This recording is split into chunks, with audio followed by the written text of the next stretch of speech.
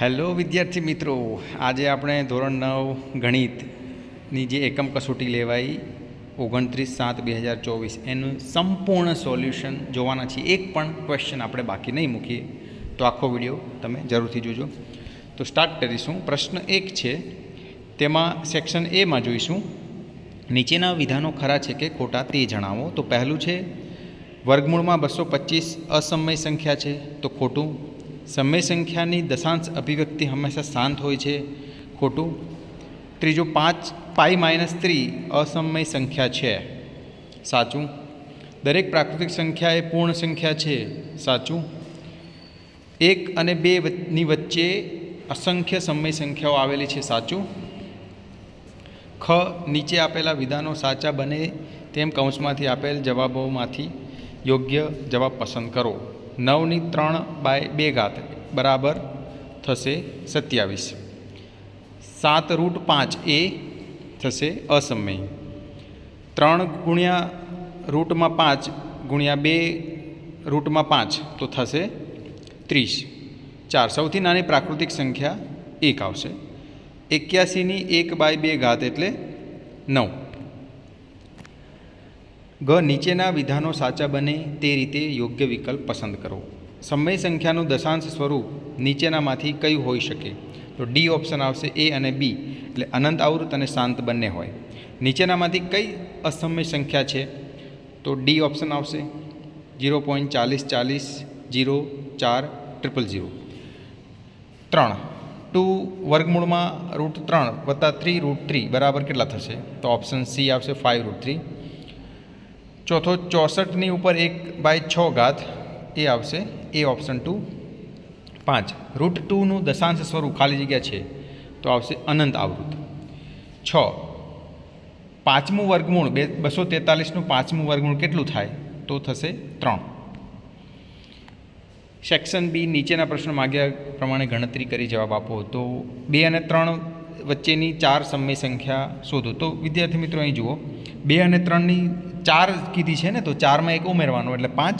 હવે જુઓ તમે, 2 લાવો છે તો 10/5 કરીશ એટલે 2 આવી જશે, અને 15/5 3 આવી જશે, અને એને વચ્ચેની સંખ્યાઓ જે માંગેલી છે 11/5 12/5 13/5 14/5 આ રીતના થશે.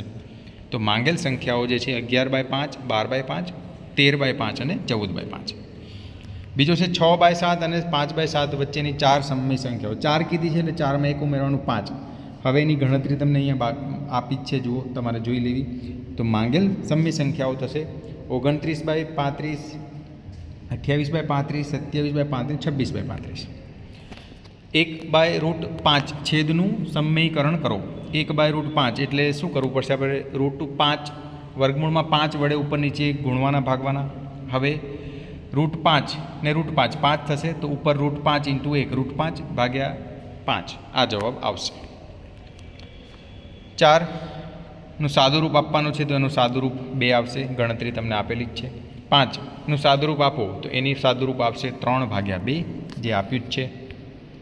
6 નંબર, 125ની ઘાતમાં -1/3નું સાદુરૂપ આપવાનું છે, તો એનું સાદુરૂપ અહીંયા આપ્યું છે, જુઓ. તો અહીંયા શું થશે? 25 ને 5ની 3 ઘાત લખાશે. હવે 5ની 3 ઘાત અને ઉપર -1/3 છે, એટલે -3/3 3 ઉડી જશે, એટલે 5ની -1 ઘાત બચશે. તો જવાબ આવશે 1/5. નીચેની સંખ્યાઓને સમય અને અસમયનું વર્ગીકૃત કરો. તો એનો જવાબ આપેલો સમય સંખ્યાઓ 0 √25 અને 36/100, અને અસમય સંખ્યાઓ π+2. 8મો છે, 5/7 અને 3/11 વચ્ચેની 2 અસમય સંખ્યાઓ શોધો. તો જુઓ, 5/7 એટલે 0.71 82 85 આ રીતના ચાલતી જશે, અને 3/11 એટલે 0.27 આ રીતના ચાલતી જશે. હવે માંગેલ અસમય સંખ્યાઓ એ અહીંયા આપેલી છે, 3/7 અને 3/9. સંખ્યા રેખા પર √3 દર્શાવો. તો અહીંયા તમને સરસ મજાનું જુઓ આપી છે ઇન્ફોર્મેશન ગણતરી કરીને, અને એ રીતના આકૃતિ દોરી દેવાની તમારે આખી મેથડ આપી છે. તો એ રીતના તમે √3ને સંખ્યા રેખા પર દર્શાવી શકશો. 10મું છે, 6 √15 અને 2 √13 વડે ભાગો. તો ભાગતા આપણને જુઓ સાદુરૂપ મળે છે 3√5. હવે સેક્શન સી, કોઈ પણ એક પ્રશ્ન પસંદ કરો. √5 સુધીની વર્ગમૂળ કુંતલની રચના કરો. તો આ છે એનો જવાબ. વિદ્યાર્થી મિત્રો તમારે જોઈ લેવાનું. 2 છે .77777 ને પી પૂર્ણાંક ક્યુ શૂન્યેતર પૂર્ણાંક હોય તેવા પી ક્યુ માટે P/Q સ્વરૂપમાં દર્શાવવું. તો જુઓ x બરાબર જે 0.77 છે એ બાજુ શું કરીશું, બંને બાજુ 10 વડે ગુણી નાખીશું. એટલે 10x બરાબર 7.777 થશે. પછી 10x બરાબર 7 વત્તા 0.77 એવી રીતના લખાશે. પછી જે 0.77 ઓરિજિનલ છે એને x ધારી લીધું છે આપણે, x જ છે એટલે x મૂકી દઈશું. xને ડાબી બાજુ લાવશું એટલે 10x - x બરાબર 7, એટલે 9x બરાબર 7, એટલે x બરાબર આવશે 7/9. 3.12333 ને જ્યાં p અને q એ પૂર્ણાંક છે અને q 0 નથી તે રીતે P/Q સ્વરૂપમાં દર્શાવો. તો આપણે દર્શાવ્યું છે, જવાબ આવશે 111/900. ચોથું છે √3 + √2 √3 - √2 છેદનું સમીકરણ કરો. તો આખું ગણતરી અહીંયા બતાવી છે. જવાબ આવશે 5 + 2√6. પાંચમું √6 ભાગ્યા √2 + √3 છેદનું સમીકરણ કરો. તો એનું સમીકરણ તમને આખું જ આપ્યું છે. જવાબ આવશે 3√2 - 2√3.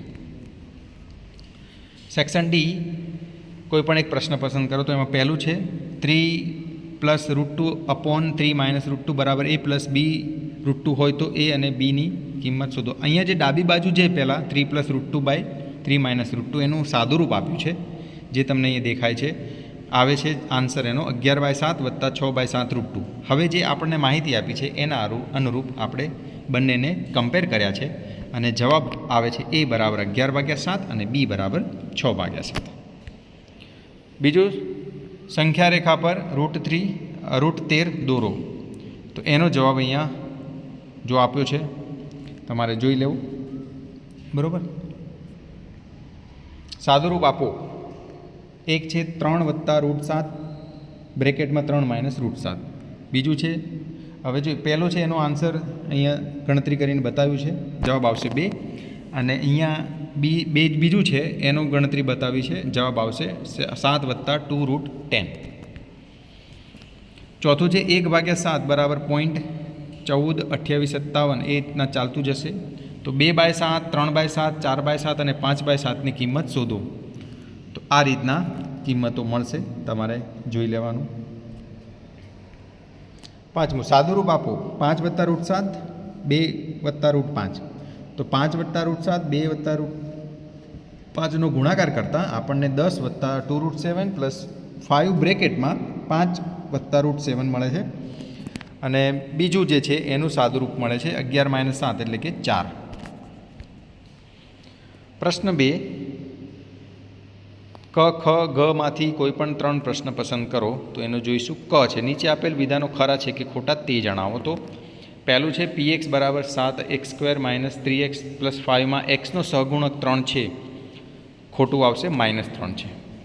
બીજું છે x + 1 એ px બરાબર x³ - 2x 23x² + 142x - x2નો એક અવયવ છે, તો ખોટું આવશે.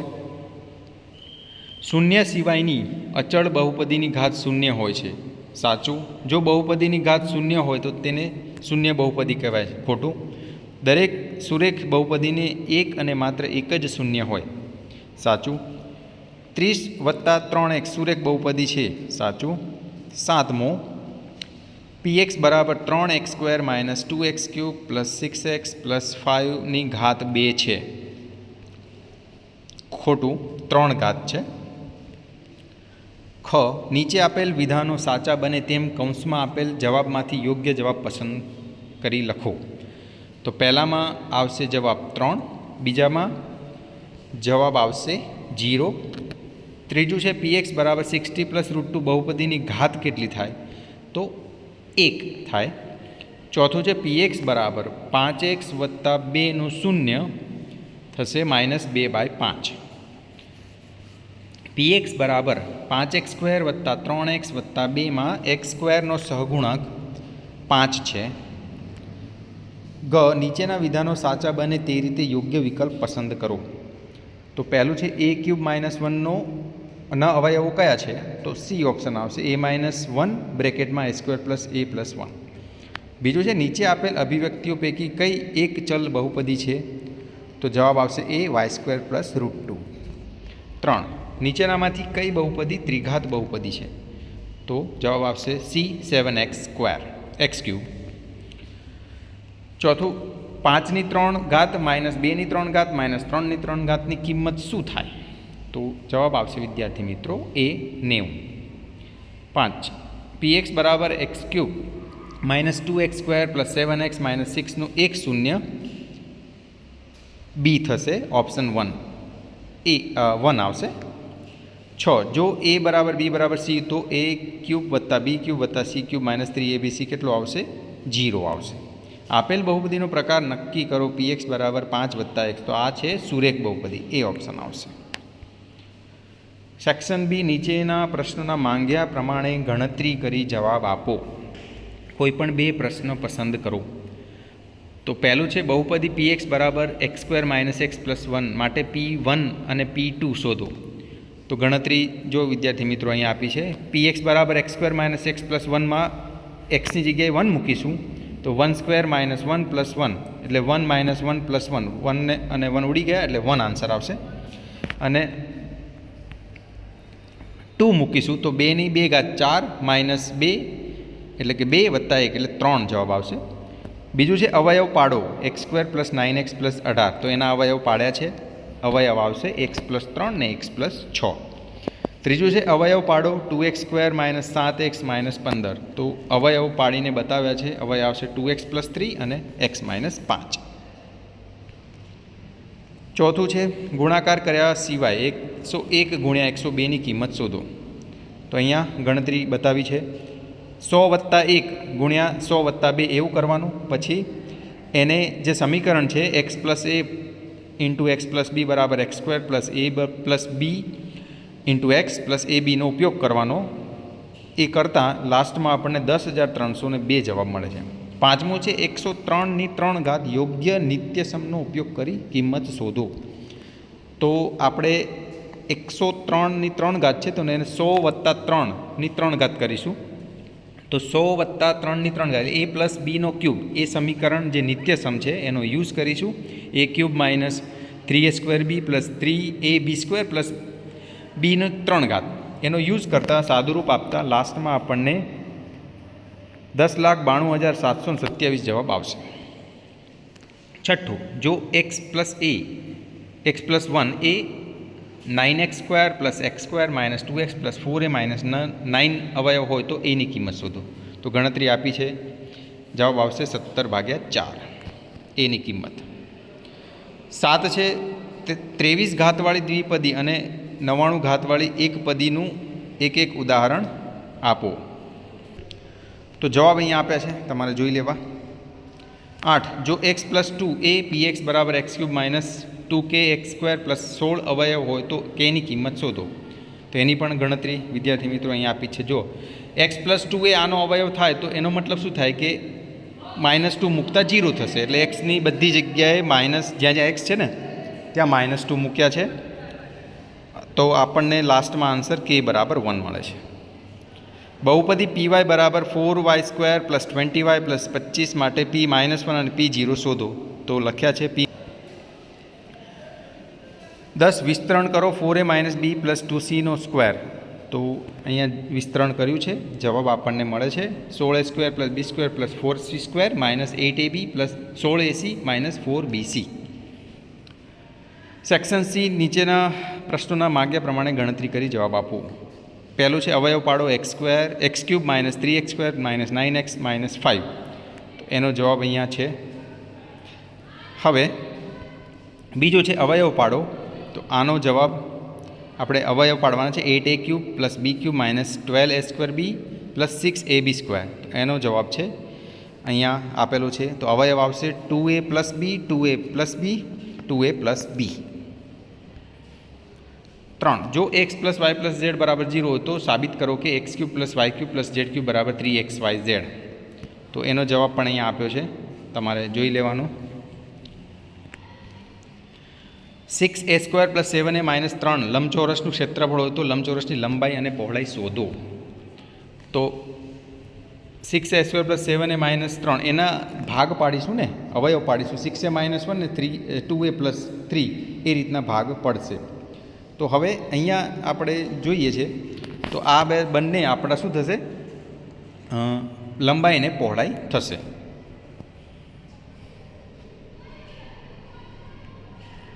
પાંચ સાદુરૂપ આપો 2x minus 5y cube minus 2x plus 5y નો ક્યુબ.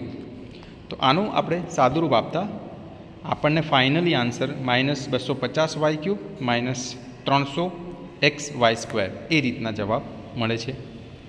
તો વિદ્યાર્થી મિત્રો, અહીંયા સંપૂર્ણ આપણે એક પણ ક્વેશ્ચન બાકી નથી મૂક્યો. સંપૂર્ણ જે ધોરણ 9 ગણિતનું 29/7/2024ના જે એકમ કસોટી લેવાય એની પ્રશ્ન બેંકનું સોલ્યુશન જોયું. તો આ વિડીયો કેવો લાગ્યો એ જરૂરથી કહેજો, અને અમારી ચેનલને સબસ્ક્રાઈબ ના કરી હોય તો સબસ્ક્રાઈબ કરી દેજો. ધન્યવાદ.